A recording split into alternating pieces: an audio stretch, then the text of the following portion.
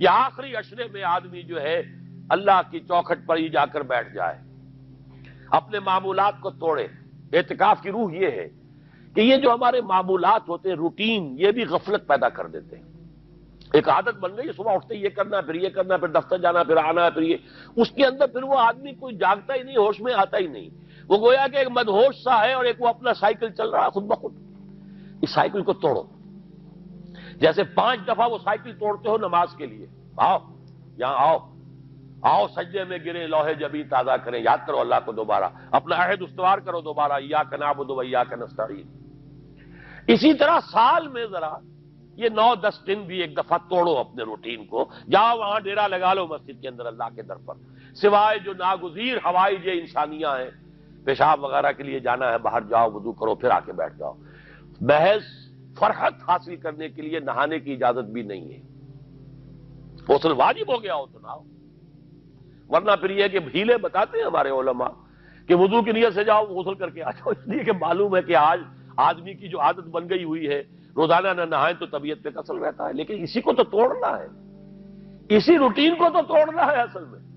اجازت نہیں ہے، اصلاً اجازت نہیں ہے۔ آپ جو ہے جو بھی ناگزیر، ہاں اگر آپ کو فرض کیجئے کوئی ایسی شکل ہو گئی ہے، رات کو آخر سوئے تو ہے، سونے میں بدخوابی ہو گئی ہے، نہانا ہے تو جاؤ نہاؤ، ٹھیک ہے، غسل واجب ہے نہاؤ، اور یہ کہ پیشاب کی بہانے کی حاجت ہے، جاؤ پوری کرو، وضو کرو، واپس آ کے بیٹھو، چاہے یہاں سو، یہاں ذکر کرو، یاد کرو، جو کرو کرو یہاں پہ، لیکن اور اس میں بھی خاموشی۔ وہاں پہ ہمارے ہاں آج کل اس کے اندر بھی بڑے لمبے لمبے چوڑے پروگرام شروع کر دیتے ہیں، لوگ بیٹھے ہیں گپ بازی کر رہے ہیں۔ میں نے خود میدان عرفات میں لوگوں کو تاش کھیلتے دیکھا ہے، تاش عرفات میں۔ میں نے سنا یہاں پر اعتکاف میں تاش کھیلے جاتے۔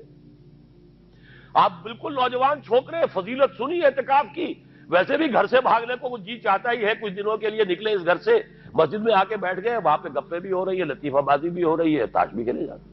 یہ اعتکاف ہو رہا ہے۔ یہ اتنی ہلکی شے نہیں ہے اعتکاف،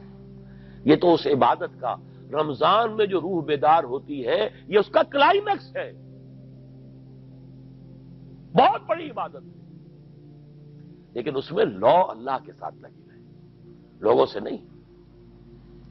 تنہائی، غور و فکر، یا قرآن پڑھو، ذکر کرو، نوافل پڑھو،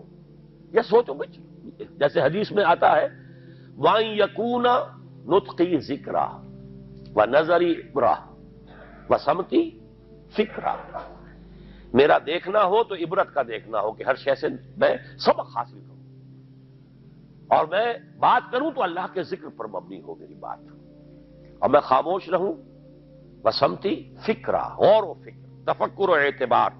جو حضور جا کر غار حرا میں کیا کرتے تھے، وہ اعتکاف تھا حضور کا، مکی دور کا اعتکاف، تنہا بیٹھنا۔ اور یہ روایت مجھے بعد میں معلوم ہوا کہ یہ بنو ہاشم میں یہ روایت تھی، حضور کے دادا بھی جا کر وہاں پر غار حرا میں بیٹھا کرتے تھے، یہ ان کی ایک خاندانی روایت چلی آ رہی تھی، یہ جگہ تھی، اور وہ جگہ ایسی ہے عجیب سی، اب تو خیر بڑی بڑی عمارتیں حائل ہو گئی ہیں، ورنہ میں نے جب پہلا حج کیا تھا سن 62 میں، تو میں نے اس وقت جا کر دیکھا تھا، واقعتاً سیدھا کعبہ نظر آتا ہے وہاں سے، اور کچھ درمیان میں نہیں، جیسے اس کو سلٹ لیمپ کہتے ہیں، وہ غار ہے ہی ایسی کہ سامنے ایک دراڑ سی بس کھلی ہوئی ہے، یہ اس کے اندر سے وہاں بیٹھ جائیے، سیدھی نگاہ خانے کعبہ پڑ جاتی تھی، تو کعبے کا مراقبہ بھی کیا جا سکتا تھا وہاں بیٹھ کر، دیکھنا، کعبے کو دیکھنا عبادت ہے، اور پھر اس یکسوئی کے ساتھ کوئی نہیں، کعبے میں ہے تو نہ معلوم کیا کچھ اور ہو رہا ہے، لیکن یہ کہ وہاں تو آپ بیٹھے ہوئے، وہ اعتکاف، یہی اعتکاف حضرت موسیٰ نے کیا تھا 40 دن کا، تب تورات ملی تھی، یہی 40 دن کا روزہ کیا رکھا تھا، یہ اگرچہ قرآن میں مذکور نہیں ہے، حضرت موسیٰ کا تو قرآن میں مذکور ہے، حضرت عیسیٰ کا انجیل میں مذکور ہے، 40 روز کا روزہ اور اعتکاف پہاڑوں میں کیا جا کر، تب انجیل ملی، یہی اعتکاف تھا جو حضور کر رہے تھے غار حرا میں، تب قرآن،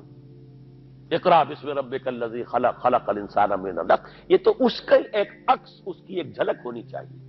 میں نے روح اعتکاف پر بھی ایک زمانے میں ایک تقریر کی تھی، میں نے دیکھا چھپی ہوئی تھی، اب پتہ نہیں کہیں اویلیبل ہے یا نہیں، ایک علیحدہ کتابچے کی شکل میں بھی تھی، ویسے عظمت سیام و قیام رمضان مبارک پر بھی میرا کتابچہ ہے، عظمت صوم، جس میں کہ پھر میں نے یہ انسان کے 2 وجود، اس کے بارے میں بھی خاصی وضاحت کے ساتھ گفتگو کی ہے، وہ بھی میرا کتاب چاہے شاید باہر اس پہ ہوں گے۔ تو فرمایا جب تم اعتکاف میں ہو تو ان کے ساتھ مباشرت نہیں کر سکتے۔ تل کا حدود اللہ ہے، یہ اللہ کی حدود ہیں، فلا تقربوہا، ان کے قریب مت جانا۔ قرآن مجید میں حدود اللہ کے لیے یا تو آتا ہے فلا تعتدوہا، یہ اعتداء کہتے ہیں کسی حد کو کراس کر جانا، تجاوز کرنا، اور جہاں زیادہ احتیاط کی بات ہے وہاں فلا تقربوہا، آخری حد کے قریب تک نہ چلے جانا، مبادا کہیں غلطی سے قدم جو ہے ادھر پڑ جائے۔ جیسے حضور نے حدیث کے اندر بیان فرمایا الا لکل ملک حمل، ہر بادشاہ کی ایک محفوظ چراگاہ ہوا کرتی تھی، اسی کے جانور اس میں چریں گے، کوئی رعیت میں سے کسی کی بھیڑ بکری، کسی کا کوئی جو ہے گھوڑا وہاں نہیں آ سکتا۔ اب اگر کسی کا گھوڑا یا کسی کی بھیڑ بکری چلی گئی، وہ مجرم ہو گیا، پکڑا جائے گا، گردن ماری جائے گی۔ تو حضور نے فرمایا کہ اللہ کی بھی ایک محفوظ چراگاہ ہے، اللہ کی حما کیا ہے؟ محارمہ، جو چیزیں اس نے تم پر حرام کر دی، ان کے قریب نہ جانا۔ تو دیکھو اگر کوئی چرواہا اپنی بھیڑوں بکریوں کو بالکل آخری حد تک لے جائے گا، اس بادشاہ کی جو وہ حد ہے، تو اندیشہ ہے کہ بھیڑیں بکریاں کہیں ایک چھلانگ لگائے اور بادشاہ کی چراگاہ میں داخل ہو جائے، لہذا ذرا فاصلے پر رہا کرو۔ یہ ہے آخری حد تک نہ جاؤ بلکہ کچھ فاصلے پر رہو۔ فلا تقربوہا، یہ اللہ کی حدود ہے تو ان کے قریب مت پھٹکو۔ کذالک یبین اللہ لکم آیاتہ للناس لعلہم یتقون، اسی طرح اللہ تعالی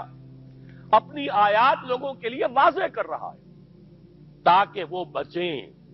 تقوی کی روش اختیار کریں، حدود الہی کا احترام کریں، اس میں کہیں تجاوز تو دور رہا، اس کے قریب بھی نہ آئے۔